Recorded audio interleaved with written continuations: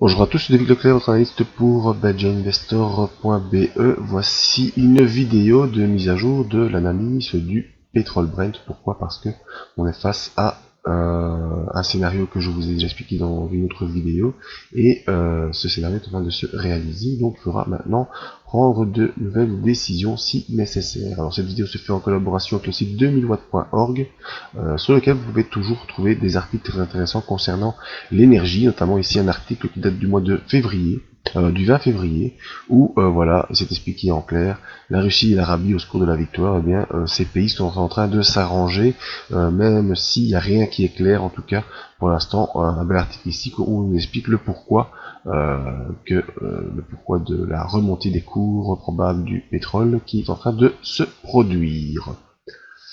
Cette analyse technique se fera à partir de la semaine du 7 mars en collaboration avec FXM sur la plateforme TradingView. D'abord l'information habituelle sur les risques, je vous les laisse lire, vous devez les connaître. Ma technique à moi c'est donc l'analyse des impulsions, technique que je peux également vous apprendre via des formations, vous pouvez voir toutes les infos sur le site en zone formation. L'ambiance générale, eh bien, il faut le savoir, le QE européen va peut-être être augmenté, ça on aura des nouvelles le 10 mars, ce sera donc une influence sur les monnaies, et donc probablement également sur les cours du pétrole. Le ralentissement chinois majeur, eh bien, on est en train un petit peu de s'en écarter, malgré un probable cycle de 8 ans, avec des graphiques qui nous montrent des possibilités de baisse assez impressionnantes, mais pour l'instant on n'y est pas. Le retour des problèmes des banquiers, ça c'était suite à des problèmes encore dont on entend parler en Grèce, mais cette semaine-ci il n'y a pas eu vraiment de nouvelles, mais ce qui nous intéresse ici dans cette vidéo c'est en effet un accord entre les producteurs de pétrole, et là je vous laisse lire l'article que je vous ai renseigné sur 2000watts.org, article très intéressant.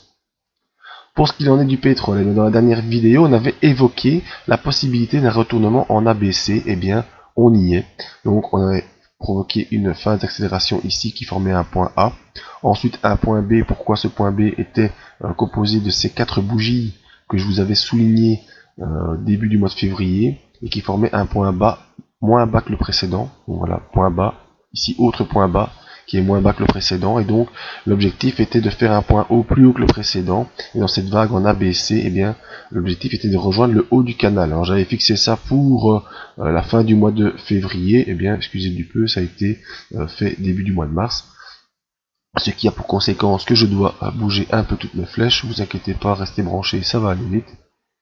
Hop, voilà, celle-ci ici, celle-ci je dois la décaler là-bas, et celle-là, tac, je dois la décaler là-bas, voilà. Donc on est ici, on est revenu sur ce fameux point C, hein, on est là, donc il n'y a plus besoin de mettre un point d'interrogation, on y est. Et on est où? En fait, on est sur le haut du range baissier qui nous tient depuis,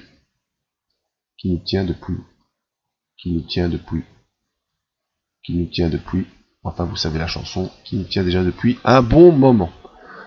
Ça baisse, ça baisse, ça baisse, ça baisse, ça baisse. On est déjà revenu une première fois sur le haut de ce range baissier au mois d'octobre 2015, et puis on a continué une poursuite baissière, et nous voilà une nouvelle fois de retour sur le haut de ce range baissier, le fameux point C, avec cette accélération en ABC. Alors pour ceux qui font de l'analyse plus technique et de l'investissement sur le pétrole, j'avais averti en zone coaching cette bougie d'accélération, la bougie du 29 février, qui nous a permis de prendre un ETF qui pour l'instant est bel et bien gagnant à je sais plus combien de pourcents, mais enfin soit. Maintenant c'est la prudence ici parce qu'on est sur le haut du range baissier. Dans la série des bonnes nouvelles, qu'est-ce qu'on a? Eh bien, on est au-dessus des moyennes mobiles, on a des bandes de Bollinger qui vont en s'ouvrant, des indicateurs d'impulsion qui sont positifs, et donc on peut préconiser une sortie de ce range baissier. Alors sortie pour se diriger vers où? Vers les 45,13 $, c'est le prochain palier. 3 scénarios possibles. Soit on accélère directement début de la semaine prochaine pour rejoindre cette zone des 45,13. Premier scénario. Bon, je l'appellerai ça le scénario 1. Scénario 2, c'est on consolide pour revenir se poser sur cette ligne de coup. La ligne de coup c'est quoi? C'est 35,94, ça correspond à cette tasse avec anse ici. Donc on vient se poser sur les 35,95 pour confirmer ce support très fort et repartir à la hausse à l'assaut des 45. Donc ça fera un décalage de plusieurs séances par rapport au scénario numéro 1. Donc c'est scénario numéro 1, on y va direct, on sort et on accélère vers les 45-13. Scénario 2, on consolide sur les 35-94 et puis on réaccélère pour sortir du range vers les 45-13. Scénario 3, c'est malheureusement un échec de la sortie, un retour sur les 35-94, un franchissement des 35-94 et un retour vers le support des 28-76 qui sont les plus bas. Donc c'est le scénario le moins probable, le plus probable étant quelque chose qui sera entre le 1 et le 2. C'est-à-dire qu'on aura probablement une accélération début de semaine qui consolidera un petit peu pour venir peut-être se poser sur les 38 et puis repartir vers les 45. Mais donc moi je reste optimiste pour un retour vers les 45 $, mars-avril. Quelque chose comme ça. Maintenant, si je prends purement mon analyse technique, qu'est-ce que je dois faire? Je dois faire ça. Tac. Voilà. Ma hauteur de ligne de coup. Je la reporte. Je la reporte au-dessus. Pourquoi je rigole? Parce que ça me fait toujours bien plaisir de voir que l'analyse technique est quelque chose qui fonctionne relativement bien. Voilà, on a tasse avec anse. On est passé cette ligne de coup des 36 en date du 29 février. Et donc pour voir l'objectif suivant, c'est reporter la profondeur de la tasse, ce que je viens de faire devant vous. Je prends la profondeur ici, je la reporte au-dessus de la ligne, et ça me donne une zone proche d'une résistance à 45-13. Donc scénario haussier qui se confirme encore un peu plus.